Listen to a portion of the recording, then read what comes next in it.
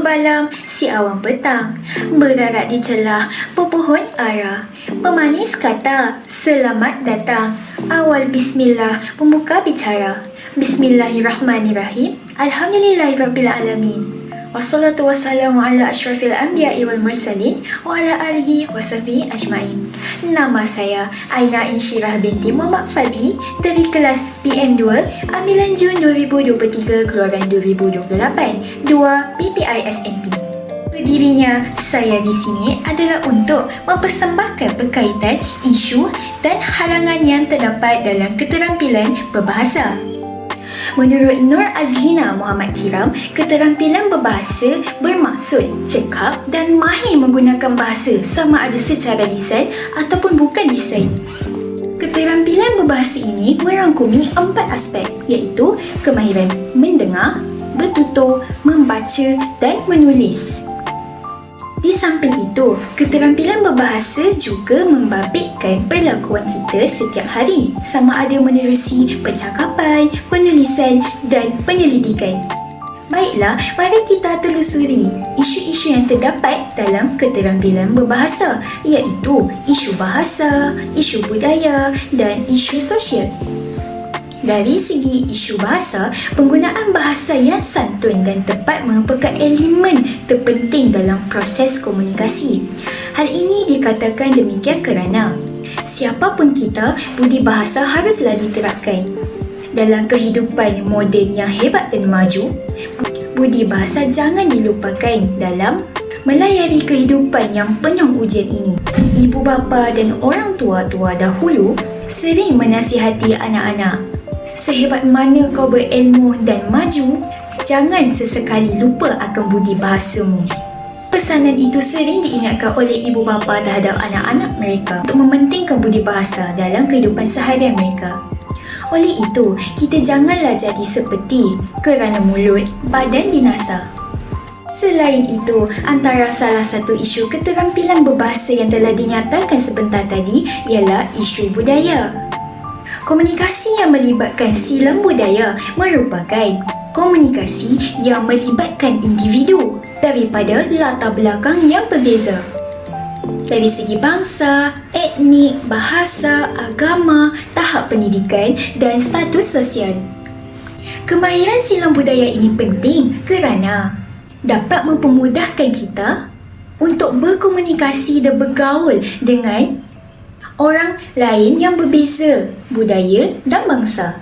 Tetapi pada masa sekarang, sesetengah individu hidup berkelompok dan menjauhi orang yang berbeza agama dan bangsa. Sehubungan dengan itu, isu keterampilan berbahasa yang seterusnya ialah isu media sosial. Kemajuan teknologi masa kini yang telah menjadi pencetus kepada perkembangan media sosial sekaligus telah mempengaruhi budaya dan kehidupan seharian manusia. Namun begitu, kemajuan yang baru ini turut melahirkan isu berkaitan penyalahgunaannya. Perkara ini tercetus apabila wujudnya penggunaan bahasa rojak secara kerap yang boleh menurunkan kualiti tata bahasa Melayu kita. Hal ini mengakibatkan hilangnya kesantunan berbahasa apabila berkomunikasi dengan orang lain. Dalam keterampilan berbahasa, bukan sekadar hanya mempunyai isunya yang tersendiri, tetapi keterampilan berbahasa juga mempunyai halangan komunikasi. Halangan komunikasi boleh terbahagi kepada 5, iaitu maklum balas, komunikasi sehala, penyampaian menerusi saluran kedua, gangguan emosi dan gangguan luaran. Maklum balas merupakan tindak balas penerima terhadap pesanan yang telah dihantar. Sekiranya tiada maklum balas yang diterima, bererti maklumat tersebut tidak kesampaian dan diketahui oleh penerima. Sebagai contoh, seorang rakan menanyakan soalan. Jika tiada maklum balas, maka komunikasi tersebut tidak berkesan. Kerana pendengar tidak berupaya untuk menginterpretasikan informasi untuk menghasilkan respon terhadap soalan yang diajukan. Halangan komunikasi yang seterusnya ialah komunikasi sehala. Komunikasi sahala merupakan komunikasi yang tidak memerlukan sebarang maklum balas daripada pendengar, seperti pidato, syarahan dan ceramah. Komunikasi sahala ini lebih mudah disampaikan kerana lebih cepat dan teratur. Terdapat kelemahan yang menjadi halangan kepada komunikasi itu daripada berkesan. Seperti yang kita sedia maklum, setiap individu mempunyai tahap pendengaran yang berbeza. Oleh itu, cabaran akan timbul apabila tidak semua pendengar dapat memahami perkara yang disampaikan. Halangan komunikasi yang selanjutnya ialah penyampaian menerusi saluran kedua.